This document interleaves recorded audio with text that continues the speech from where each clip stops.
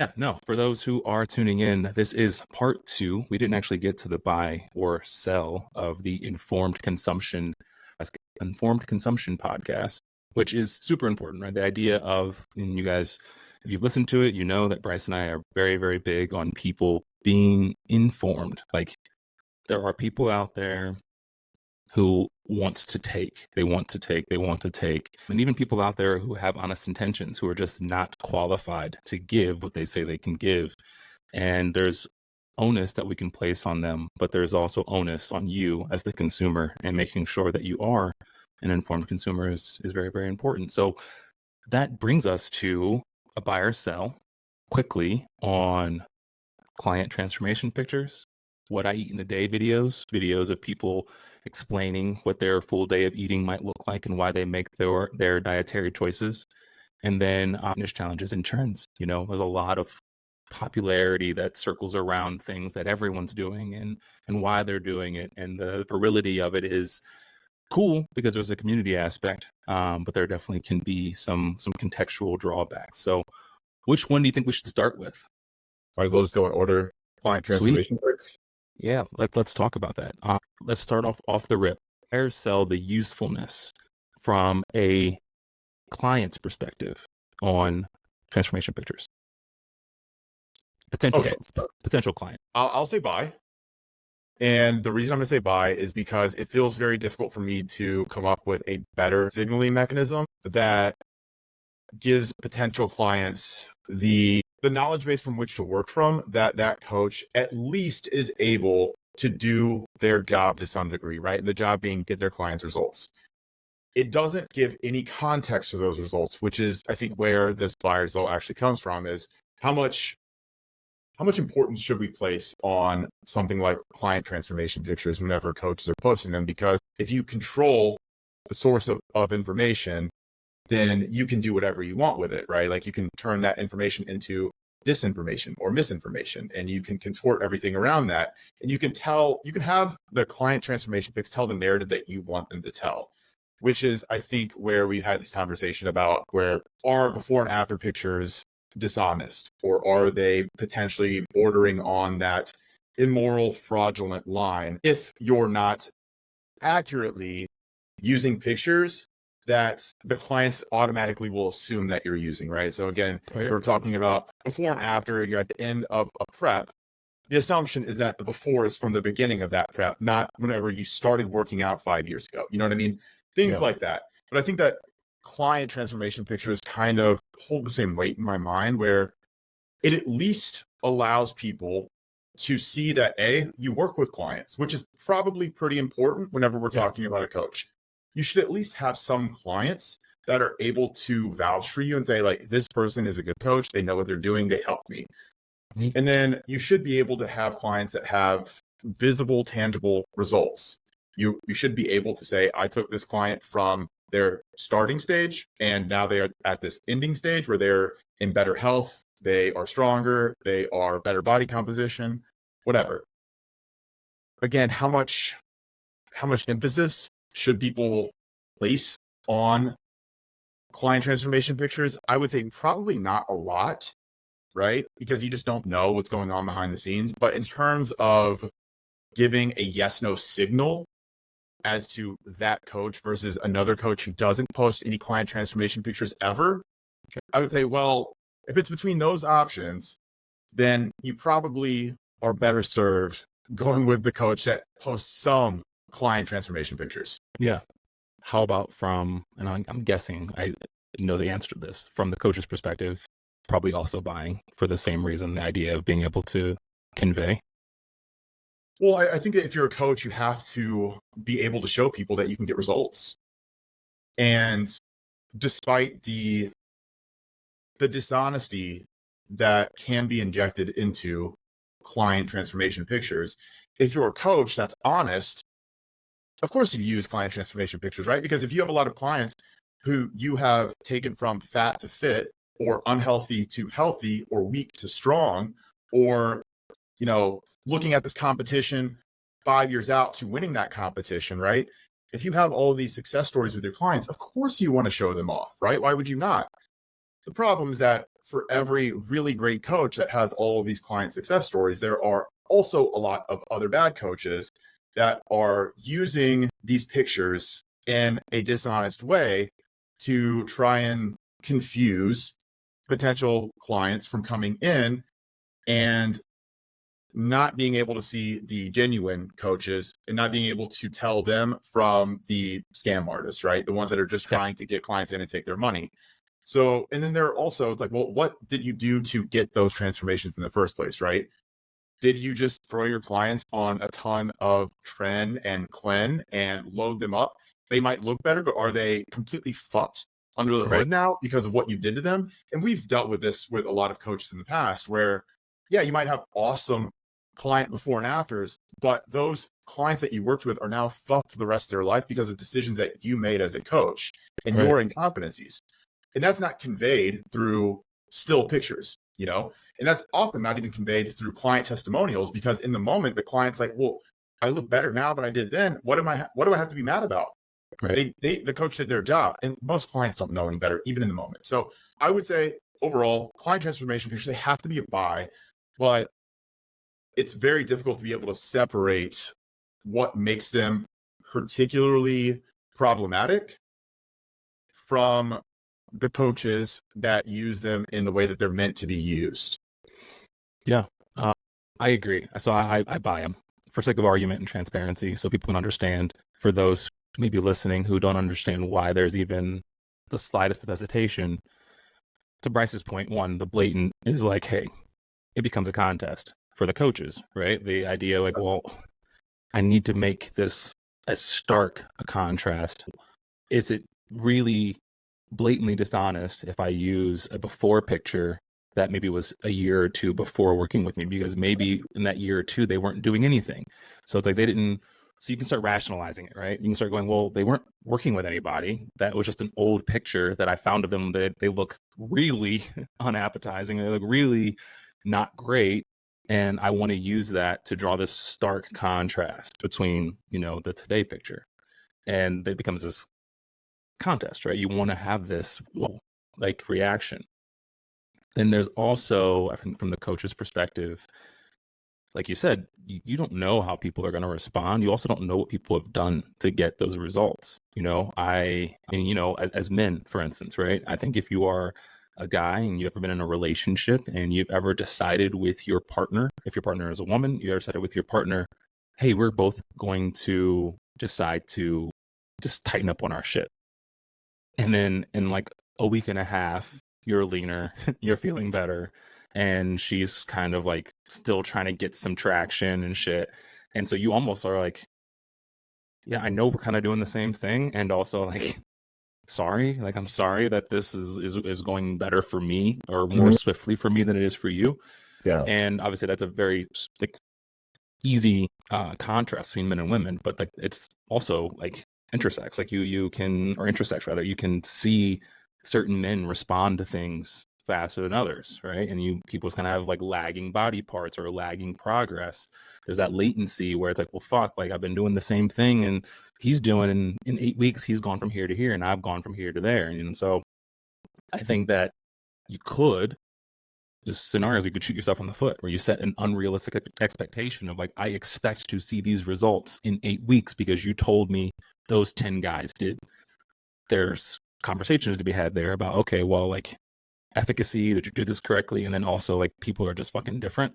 Again, still buy, but that's where like a hesitation on a coach's side could come from, and then kind of spins off into the client side of like setting expectations around something that maybe those expectations should be a little less firm, a little more ambiguous, giving context and giving leeway to like you being an individual and different than the people they're posting. That time you're analyzing a client transformation picture as a client, seeing them as someone who is trying to use these things as a signal of how good a coach is at doing their job, you have to just think about, okay, well, what differences in context between pictures A and pictures B? Because you know this, I know this, because it's very hard not to do it ourselves. Whenever we're posting client transformation pictures, it's very easy to try and find the before picture that is in the worst possible lighting that is right after they went on like a binge eating and drinking weekend in Vegas, and they had barely trained in the last month. Like we try and find the Drunk and worst. passed out in the bed.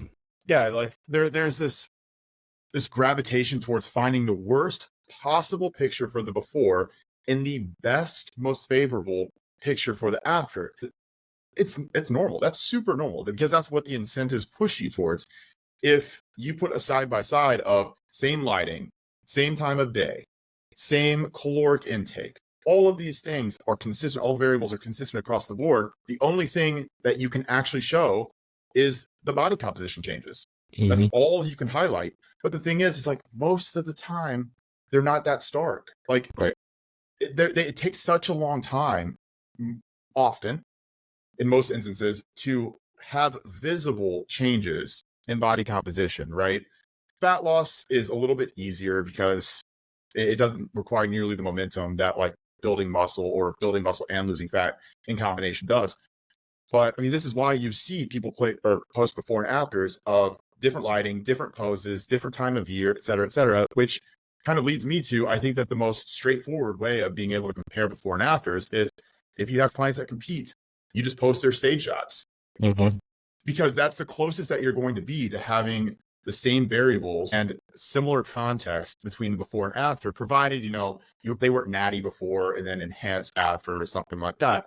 But truly, like that's the best indication of you being a coach that took them before to after, and they significantly improved under close to the exact circumstances.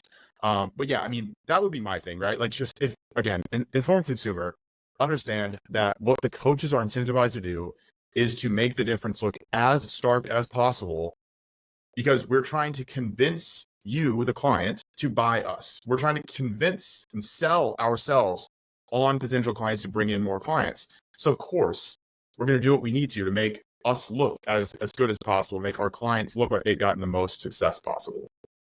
Yeah. The only other point I was going to add there too, playing devil's advocate, again, for sake of argument, is there are ways. Like I think you mentioned signaling, and it's like, yeah, it's the most surefire way to signal like I know what I'm doing.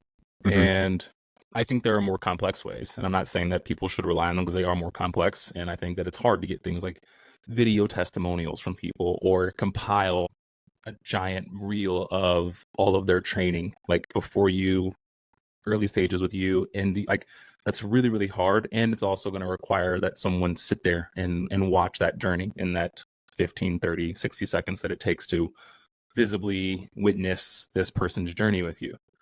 So you're right. It's definitely the lowest hanging fruit. I think that the only other thing there is that there are coaches there who use it almost lazily.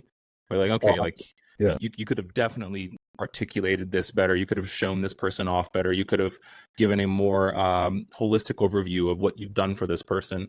But you just said, oh, we lost some weight. Here you go. Right. And I'm like, yeah, it's kind of lazy. Like you can take it a step further. And I think that we really try to do that. We definitely try to highlight our clients for achieving their goals. And I don't know if you feel this, but I feel like this is like an embedded ethos of where like, yeah, if someone gets on stage and they're really happy, fantastic. I'm happy because you're happy.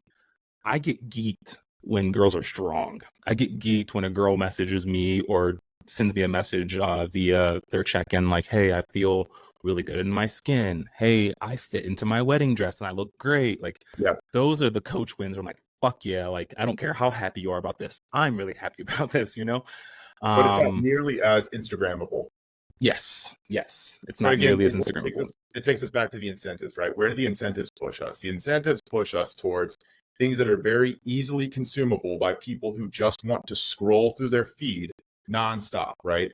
And Yep. we've had these conversations. People don't want to take 2 seconds to read a caption or swipe or listen to a video. They don't care, right? Like most people's attention spans are not that deep. So you have to catch their attention as quickly and immediately as you possibly can. And that tends to come from just a still picture or back-to-back pictures of before, after, look what I do, right? And more to your point too, it's like you have to be able to correlate how strong the signal is between what someone is posting versus their ability as a coach, right? So you mentioned something about like a video testimonial. Us as coaches understand how important that is, right? But as me putting my brain into a client, But well, this just tells me that you're likable. It doesn't tell me Mhm. that you're able to get results that I'm looking for, right? Like I want to lose weight.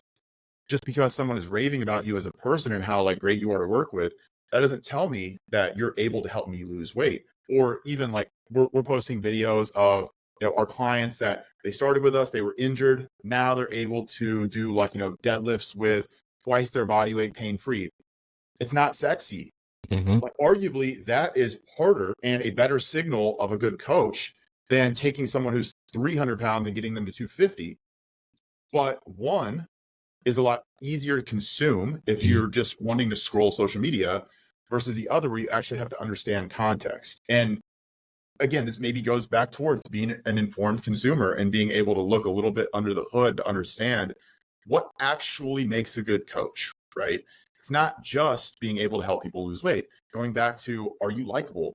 There's a massive psychological component to working with a coach. And as a coach, being able to handle their clients and give them what they need outside of just a plan. Right. We deal with this every fucking day. Half the time we're therapists.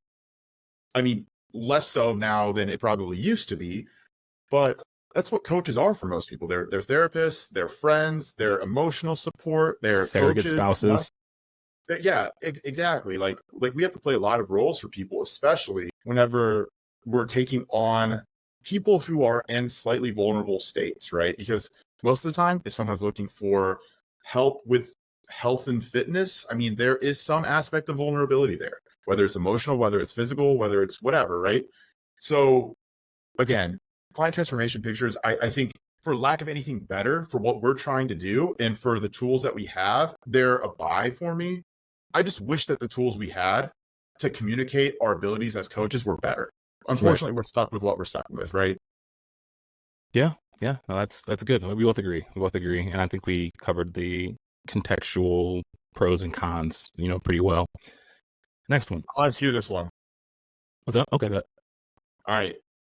What I eat in a day videos. Do you buy or sell those? so I'm going to go from the client perspective first. And I know that most clients buy it because they think they want to be told what to do. But I do think most clients should sell it because they don't have the knowledge base to contextualize what they're seeing and go, oh, okay, here are the conceptual choices that this person is making to make their day what they're making it.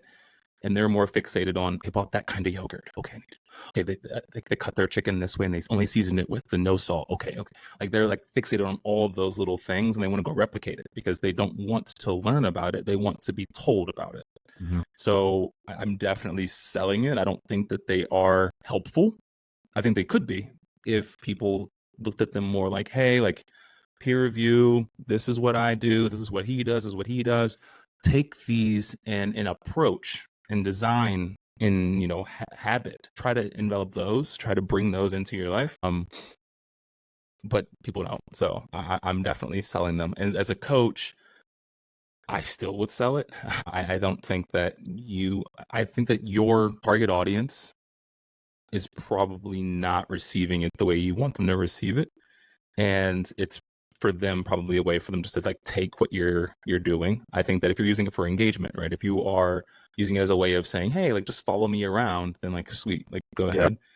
But if you want to actually work with people and help with people, you would be better off spending the full day of taking pretty pictures of your food, just talking at your camera and talking about how you make your choices throughout the day and how you design and plan for your days. Your followers would probably reap a lot more benefit from that.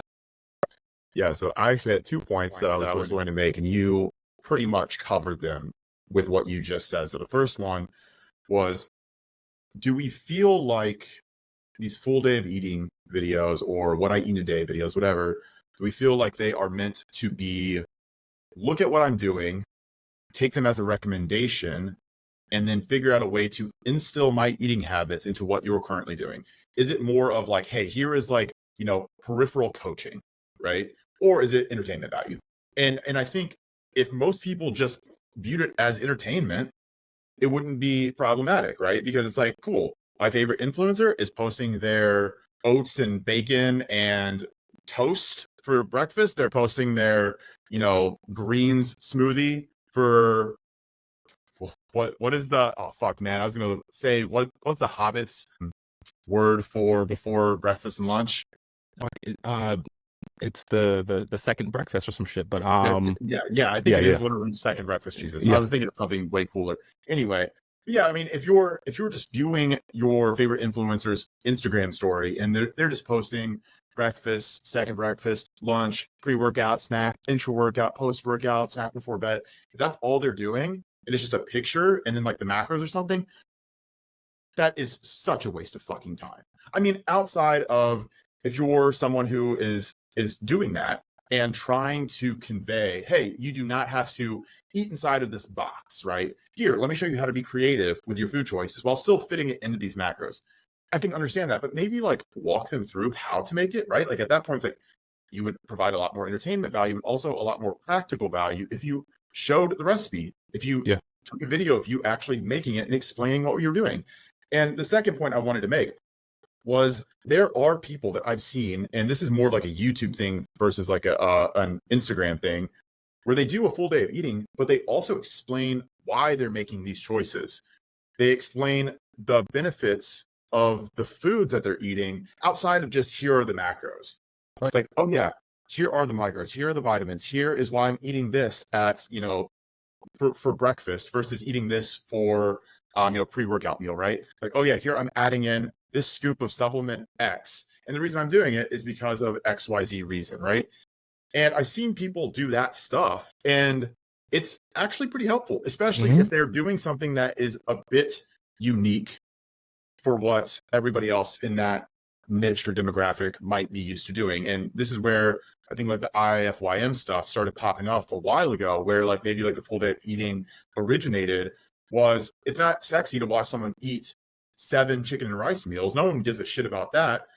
But if you're one of the first people to stumble onto if it fits your macros and you're prepping and you're eating Pop-Tarts and cereal and you're getting super creative with all of this stuff, well, fuck, man, people are going to be interested in that. They're going to want to watch that. They're going to want to view your story, even if it is just snapshot pictures and not much else outside of that, because it is giving practical information. That practical information is a signal like you do not have to do things the way that they've always been done. But watch me do these things different and watch me also beat your ass on stage, right? That had practical value. It doesn't have practical value now because we all are used to it. We all know it. So now the practical value has to come from something else, from some other way. So I would tend to agree with you that the way that I tend to see these full day of eating stuff on Instagram specifically is it's just a gigantic waste of everyone's time. It feels like people are just posting to post. They're like, I need some content for today, so I'm just going to take pictures of all of my food. But again, if they were to just go a little bit beyond, just put some kind of explanation stuff. This is why I chose these specific foods. This is why I'm eating these macros at this time, and why I'm having these foods at this specific time versus later on in the day or earlier in the day, whatever. That would be so much more helpful. It would give much more practical information. But again, I think that most people are optimizing for entertainment rather than practicality or trying to give real information to people. So I'm going to sell because I think it's mostly just fucking useless. Yeah. The thing is I actually think, in contrast to the transformation pics where I get like, hey, like there's just not really a way to circumvent a person's attention span and get them to really like invest in this person's journey with you that they don't know and really watch and understand, again, all the different facets that you help them kind of, progress in.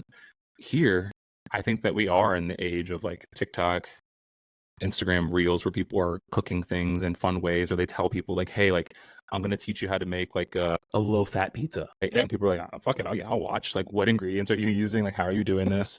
Yeah. So I think I sell it more on the way of it's not entertainment value that they're going for. I think it's just fucking lazy.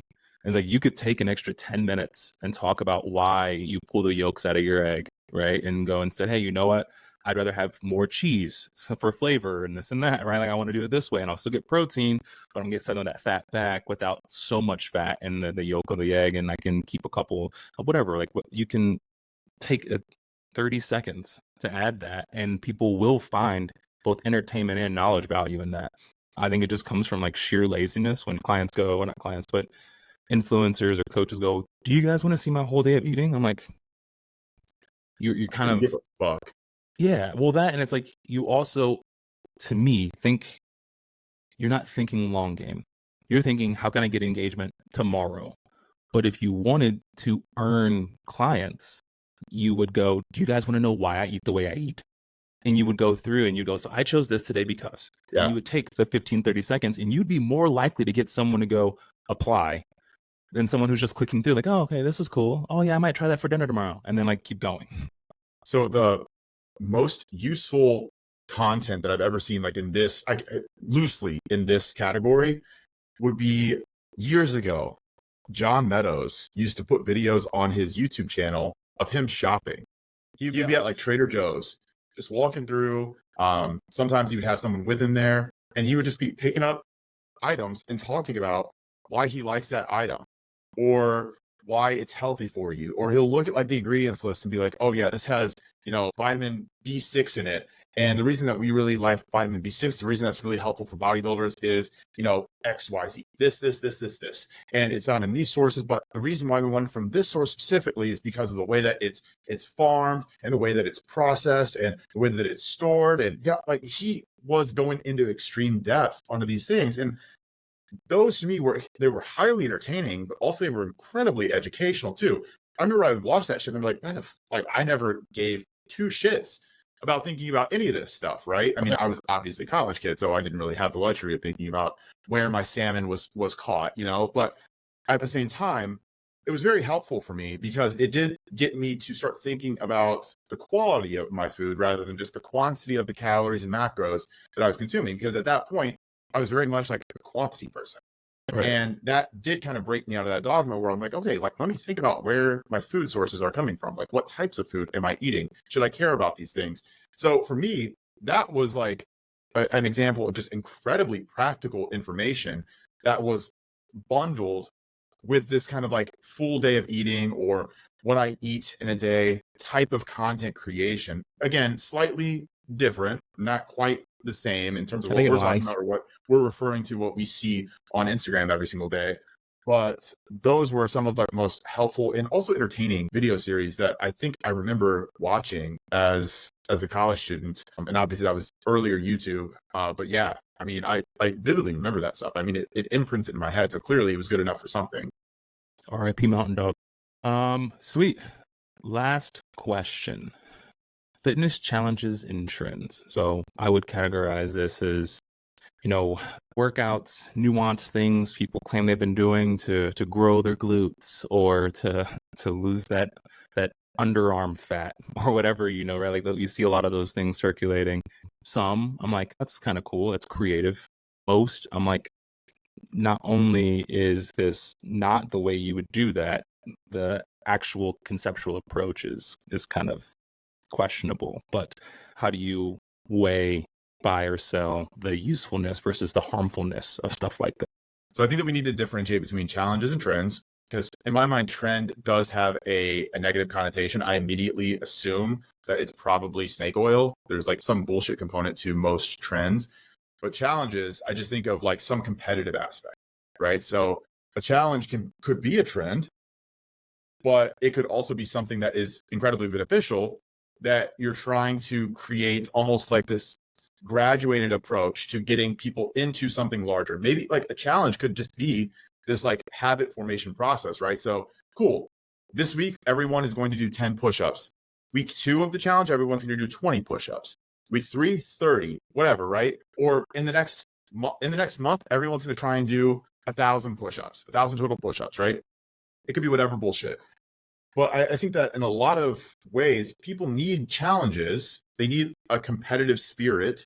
They need a community that they can kind of gather around. And that's kind of what challenges provide for a lot of people as well. I get, trends, yes, but also challenges. So I think if we create a distinction between challenges and trends, I would tend to say that challenges themselves I would buy, trends I would for sure sell. But if we're bundling these together and we're saying that challenges and trends is more so leaning in the direction of like anything that is viral at that moment, anything that's popular, anything that people are kind of trying to sell to you en masse to get you onto their team or whatever it is that they're trying to sell you in that moment. I would say that's all pretty much bullshit, right? Most of it is in some way a not get rich quick scheme, but it's like a give me your money quickly and never ask any questions scheme. A lot of them are mostly just a waste of time. Some of them are actually dangerous and unhealthy. And a lot of them are really built to just take advantage of people who don't know any better and people who are vulnerable in some aspect to looking for help or looking for quick solutions or magic bullets or anything that is going to give them immediate results that they can then kind of parlay into their ultimate final goal. But it doesn't happen like that. So trends are typically not the route to go to like lay some kind of good habit down. It's generally going to be the thing, if anything, it will derail you and create even more friction for you trying to get on the right path of whatever habit you need to be on to get to your ultimate goal. So I don't know if you think of challenges versus trends the same way that I do, but just whenever we had this initial conversation, it was initially brought up, my mind went to challenges as having more in my head a positive connotation, trends being more negative immediately. And it was hard for me to bundle those together and figure out exactly where I wanted to go in terms of buying collectively or selling. Yeah. Yeah, I would mostly agree with you. I definitely would differentiate the two. I think that I have to frame this in a way of what am I buying it for, right? So am I buying it for, am I buying a challenge for getting someone up off the couch? Yes. Am I buying a challenge for instilling long-term habits? And I think about this in the way of, I think about like well, at a point in time, our major demographic was female competitors.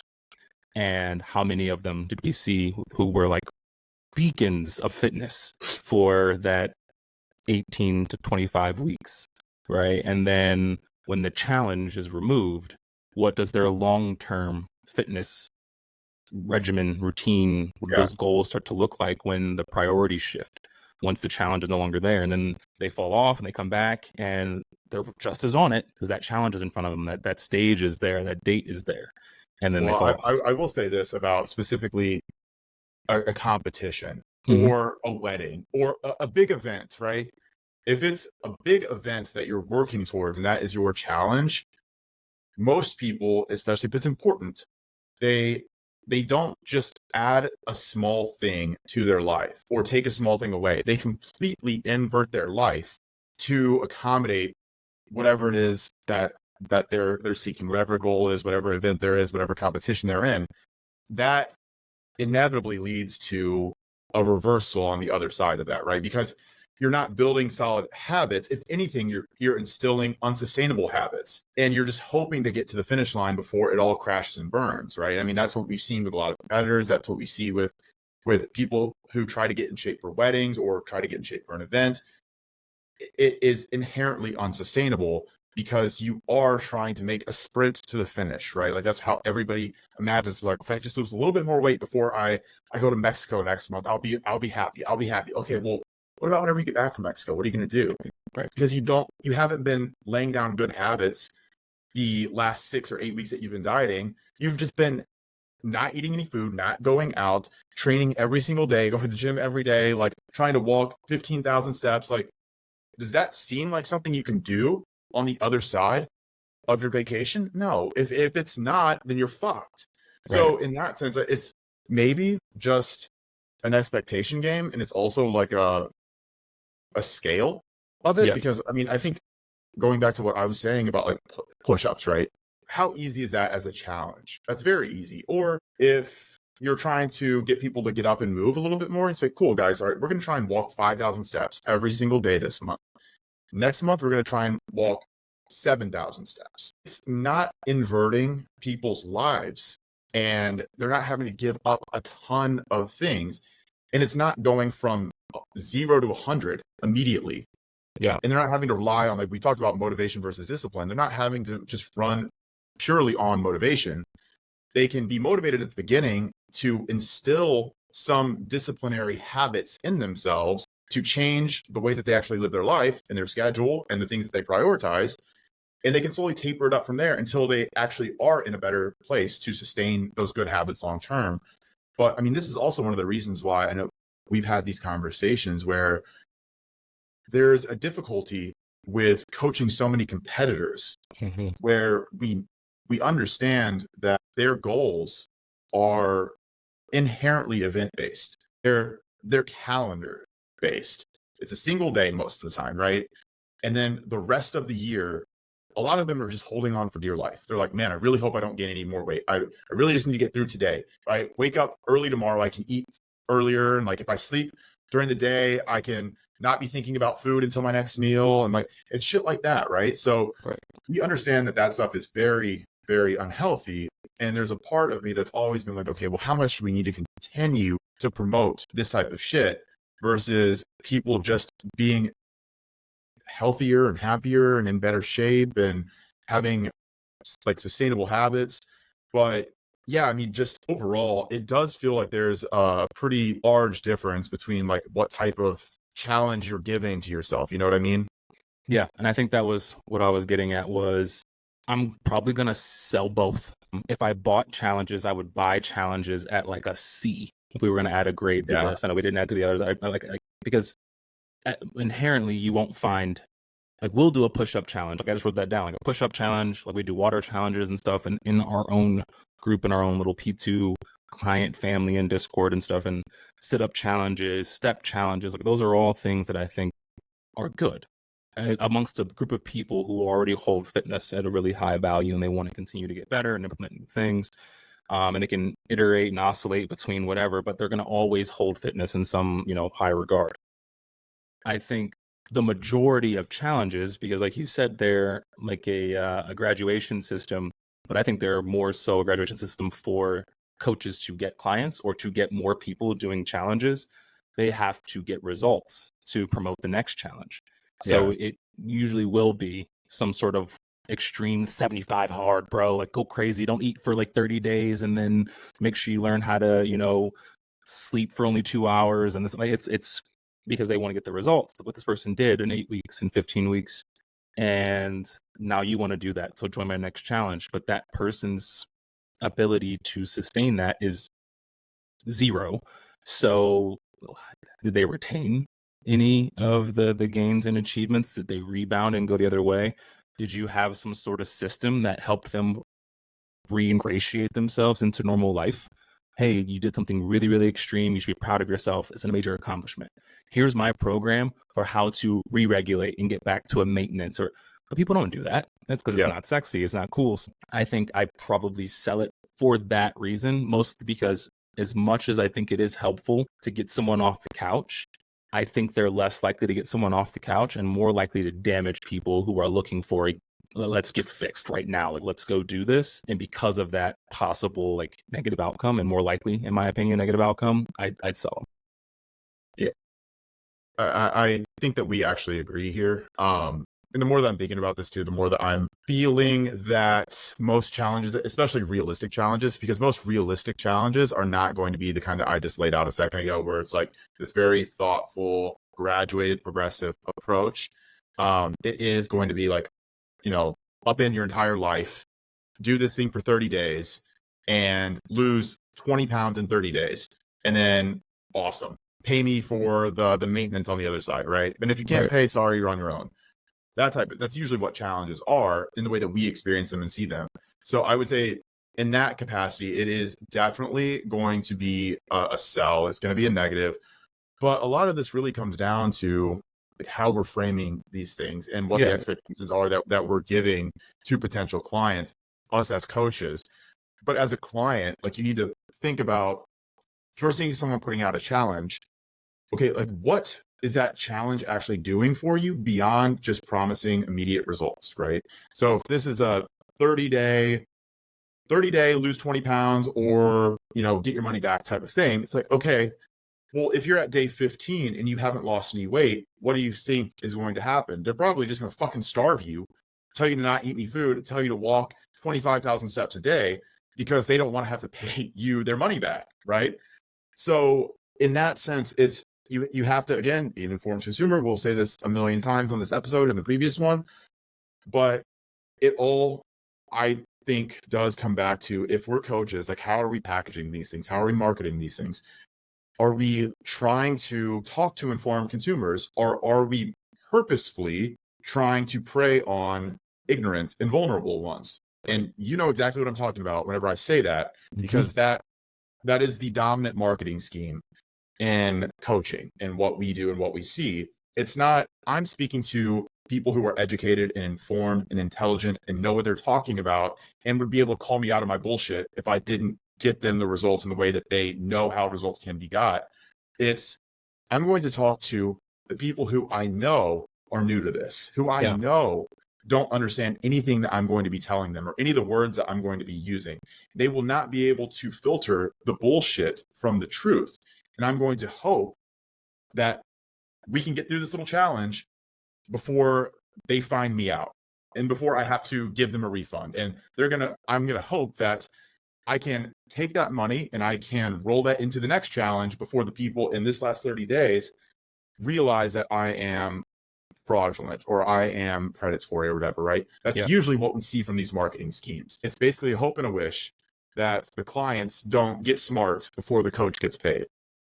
And that's obviously not what we want as an industry. We want to eliminate all of that as much as possible. We want to be very straightforward. We want to try and move away from these get rich quick type of marketing campaigns, but using that for health and fitness and weight loss and body comp and all those things. But I mean, I'm not confident that's ever going to happen because there's always going to be percentages of the population that are looking for help, but that aren't able to differentiate between like the confusing big words of someone who's informed, or even like the very straightforward language of someone who's informed, versus the abstract, roundabout, overhyped promises of people who are just trying to get paid quick. Yeah. I especially love the ones, here are the secrets that the government don't want you to know, or here's the top 5 things you should be eating that your dietitian hasn't told you yet, whatever, right? Those are BuzzFeed articles. Yeah, those are always funny to me. And I think final just question that I'll answer first, and then I'll pose it to you and we can wrap up. I pulled from one of the sections that I was just breaking down, and it says how should we hold fitness influencers or just influencing accounts culpable? Like how severely should we hold them responsible for the information that they disseminate, that they pass out to people, or people fucking themselves up taking that, and how much of it should fall on the clients to be just informed consumers? And to your point, we're never going to get rid of the people who are purposefully predatory, or even just speaking to the good side of humanity, the people who are just underqualified but overconfident, right? And so they're still hurting people in good intention, but they're just, you should not be in this space, or you're not ready for this, right? We're not going to ever eradicate that. And I think that there's rarely been a person who I think was being purposefully deceitful or omitting things that could not be almost easily found out, like easily exposed. I think the issue is, to your point, I think there's one key adjective, descriptor that could be used to describe the people who are often, made victim to these things, and it's desperate, right? Like there's an urgency to find a solution, and who better to sell a dream to than someone who wants to buy it, right? And that is what I would beg, of all the people listening. If you are new to the space, if you're looking for answers, get as many answers as possible, because none of them are going to be 100% right. We're not 100% right. That guy over there, that girl over there, that team over there. But the more answers you get, the more you start to find overlap. And then you can start to call out bullshit pretty quickly. Like, hey, there are a million voices saying about this, and you're saying this. There's probably a good chance that you're not the one that I should be listening to. If it sounds too good to be true, there's a good chance that it is, right? Like, this has been a thing humans have been working out and getting fit and getting shape and challenging their bodies for thousands of years. I promise you, there's not some revolutionary thing that someone figured out. If you do push-ups this way, you'll increase your bench 2x by Friday. Like, that's just not going to be a thing. And if if it sounds like, oh yeah, I want to do that, it's probably not going to pan out the way that you want it to pan out. So becoming an informed consumer, me as an individual, I put the onus on you. If you're sold a dream, that's one of those ones where I'm like, I've been there, bud. You guys got to take that on the chin and be wiser next time. Because to echo what I mentioned in the past podcast, when Israel asked Goob, how do I beat you? How do I make sure that you don't find me out and expose me for editing my photos or whatever? Goob said, edit it twice. Edit it more than once, because most of these fraudulent people, most of these scammers are one Google search, one conversation from you knowing that whatever they're saying is trash. Yeah. I mean, I would 100% agree with you on that. There's no way that we're ever going to be able to prevent all of the shady marketing, all of the ambiguous statements, all of the fraudulent coaching and also content creation. It's impossible to be able to filter all of that stuff out. And I don't think that we would want to either, because then we start running into the problem of like, okay, well, how true is this? Like, we start having to grade on a spectrum of truth. And that is not possible. That's not what we want to be thinking about, right? So at the end of the day, because we are so limited in our ability to self-police what we do within our industry as coaches, and unless someone is making blatantly false statements, we really can't do anything, So going back to the example that I made, the 30 days to lose 20 pounds challenge type of shit, is that false? No, because you can lose 20 pounds in 30 days. But as an informed consumer, what you should see there is you should say, okay, that seems like a really interesting claim. And I'm very intrigued by this idea of me losing 20 pounds in 30 days. Let me go ahead and research a little bit as to how practical it is for people to lose 30 pounds in 20 days, or 20 pounds in 30 days. So then I'm going to do a little bit of research. Okay, like taking my body weight into account, I'm a 150-pound woman. So me losing 20 pounds is 30% of my body weight. So in order to lose 30% of my body weight, what do I have to do? How healthy is this? And you just Google and you research, maybe you ask some people that are in the know, and all of a sudden you get to the determination that, oh shit, this is really fucking unhealthy. Really unhealthy. So even if they are able to fulfill this promise of 20 pounds in 30 days, I'm going to be fucked on the other end of it. So I'm paying this person money to fuck me. Not the good kind of fuck me either, right? Like the bad one. So that's where I think people can be more informed consumers, right? So you see a claim, you hold it in disbelief. Take a moment to just see it, but don't internalize it. Don't feel emotions about it. And then go to a second source. Go look it up. Go ask questions to people that you trust to be able to give you some kind of other informed answer, or just a second opinion, right? And I have people do this to me all the time on social media, where they'll send me a post by someone else and be like, is this real or is this bullshit? And I can give them an honest answer, right? Or I can be like, I honestly don't know. Or this is ambiguous enough to where it feels to me like they're purposefully being vague. So I would not trust what this person's saying, because they're not being clear enough with the facts. They're dancing around whatever conclusion it is that they're trying to make, right? So that to me is the best way to be an informed consumer. To see stuff, potentially roll with it, but before you pay people your hard-earned money, before you commit to something, just ask around, get a second opinion, research it, Google it. Computers are your best friend. Your phone is your best friend, right? And there are plenty of resources that you can go to find additional sources, additional information, additional feedback, additional answers. So, I mean, it's really so easy, to be honest. It is so easy. but most people are lazy, and most people get trapped by their emotions whenever they see something or when they're being sold something. So I think that is where we just need to collectively be a little bit better. And also, as coaches, our sales tactics need to be less pushy, less schemy, less slimy, right? Because if you get someone on a call and you just forcefully tell them that they need to do this challenge, you don't take no for an answer. Maybe it's not the informed consumer that has a problem. Maybe it's your shitty sales tactics. You know what I mean? So Yep. that also has to play into factor, or play into this as a big factor as well.